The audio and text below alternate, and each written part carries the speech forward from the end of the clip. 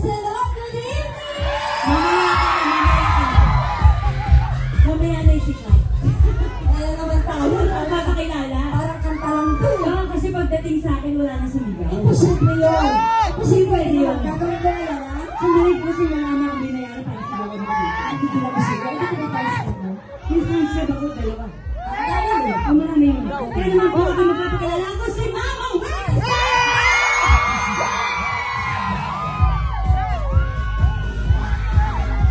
I love you! Good morning! Good morning na po! We're super glad na enjoy ba ang lahat? Ayan! Kaya naman po ipapakilala ko no ang pinakasikat sa grupong si Johan! Hindi na kasi nakampos na yung sisi daw. Sorry na. Sorry na.